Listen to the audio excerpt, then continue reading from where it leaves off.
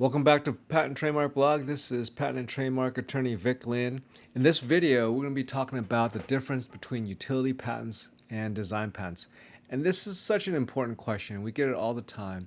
And you really need to understand the difference between what you get with a design patent versus what you get with a utility patent.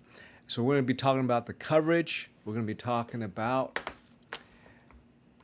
the allowance rate, the difference in costs, how long it takes to get these different types of patents, and a couple of popular ways to speed the examination, to expedite them so that you could try to get these patents granted sooner. So let's dive in. So with a design patent, what you are covering is the ornamental appearance of a product or a design. I have an article here. I'll link to it in my description below. But with a design patent, you're protecting how something looks. You're not protecting how it works. So if you have a design patent and somebody does a direct knockoff, copycat of your product, there's a good chance that your design patent would be able to block that competitor from making a very similar looking product. But what if they made a product that did the same thing, had the same functionality, but it looked different than yours? In that situation, your design patent might not be able to stop them from selling that product. You'll need a utility patent with claims, written claims that cover the functionality or how it works. Here's an example of a utility patent that we got for one of our clients. You notice that it does not start off, the patent number does not start off with the letter D. If it's a design patent, you'll see the letter D here in front of the patent number. And typically you'll have some drawings that show some preferred embodiments, meaning these are some examples of embodiments of the invention, but these figures, these drawings do not necessarily limit the patent coverage to what is shown. These are just for illustrative purposes. You'll have a lot of text here. We call this the written specification. And this is where we get into the gory details and all the technical details of the invention. This section here, the detailed description of the preferred embodiments, that's the section where we refer back to the figures. We talk about how part 70 is connected to part 80, and we just get into some very detailed descriptions of how these different embodiments of the invention work, what's connected to what, and so forth. And at the very end of the utility patent, you have the claims. And so here in claim 1, we start off by talking about a device for testing a sample, blah, blah, blah, blah, comprising, and then everything that follows the word comprising, these are claim limitations. So this is what defines the scope of protection in a utility patent. You'll notice it's words, it's not drawings. And that's the main difference between a design patent and a utility patent. In a utility patent, you have words that define your claims. And so in order to cover a competitor's product, you want these claims to read on that competitor's product. You want that product to have every element in at least one of your independent claims.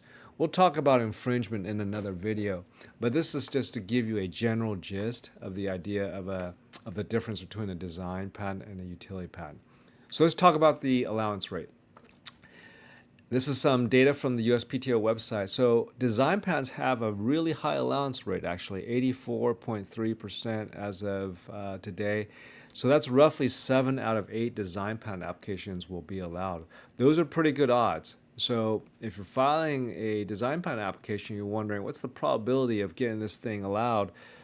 It's pretty high. 7 out of 8 design patent applications will be allowed.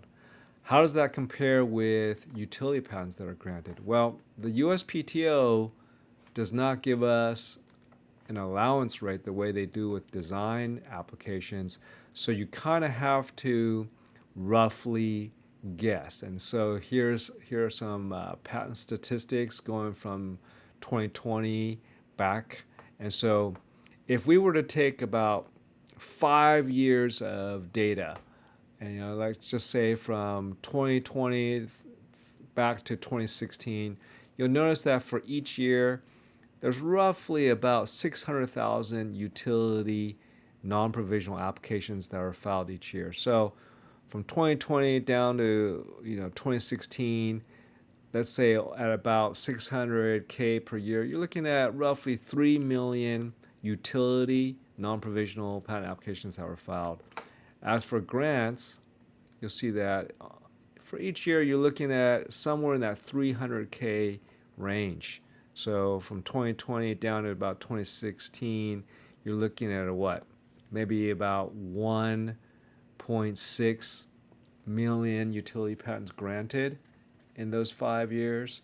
So 3 million utility patent applications filed, about 1.6 million grant. That's roughly about a 60% allowance rate. So, and again, this is not a one-to-one correlation, because patents that were granted in 2020, for example, stem from applications that were filed several years before. So these could have been applications that were filed in 2018, 2017, 2016, even earlier. So there's not a one-to-one correlation between the year that an application was filed and the year that the patent was granted. But we're just looking at some rough numbers here just to get a rough idea.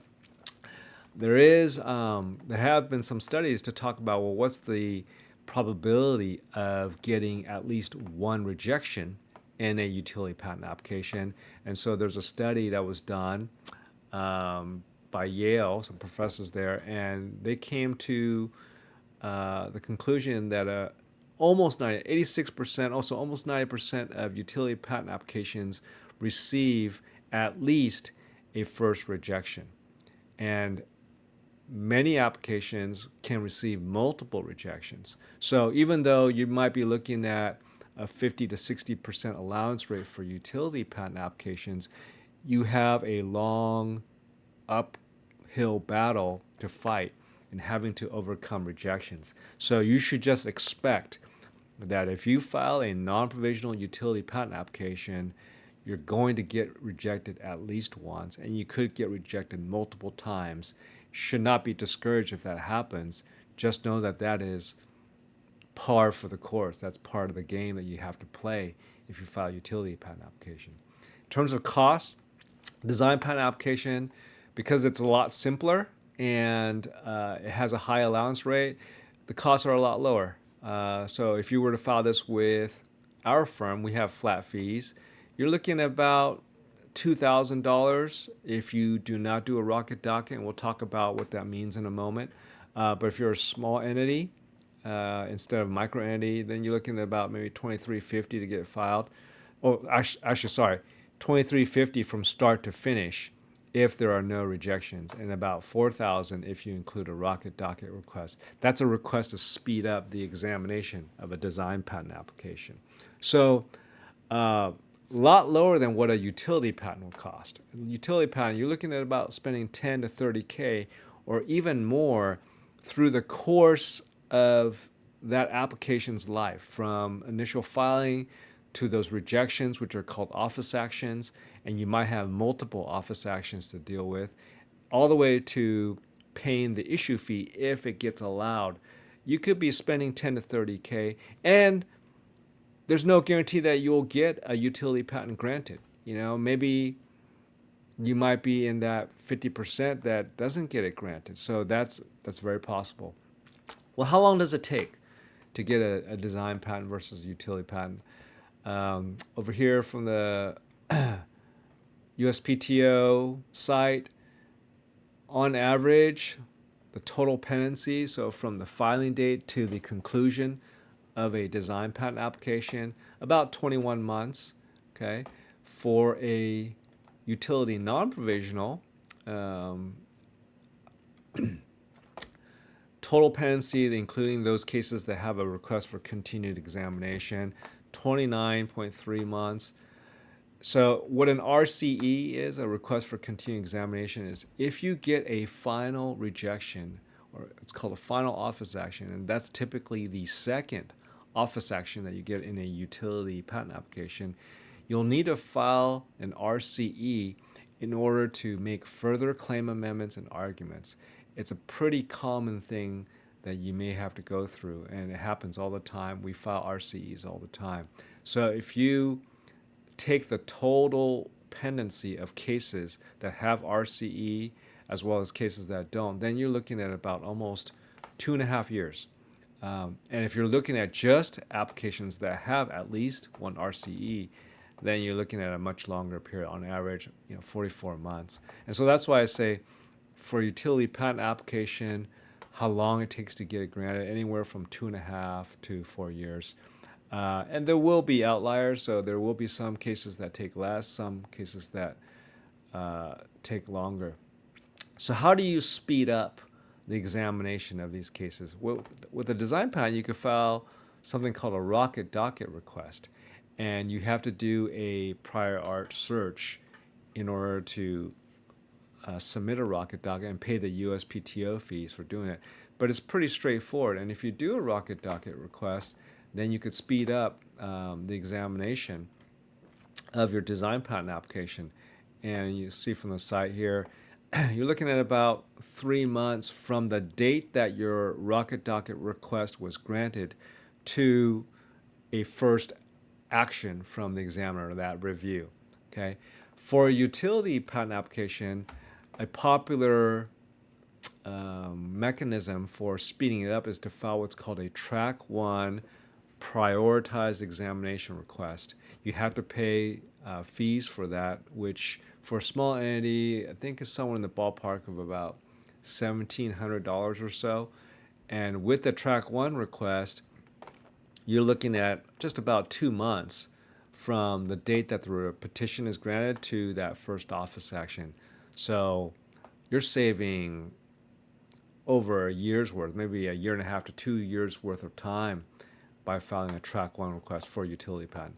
Another handy thing to know is that if you're filing a utility patent application and you have an inventor or a co-inventor that is at least 65 years old, you could file a petition to make special based on age, and there's no fee, there's no USPTO fee for doing that, and that would also expedite the examination of your utility application. So you definitely should take advantage of that if you have a more senior inventor or co-inventor.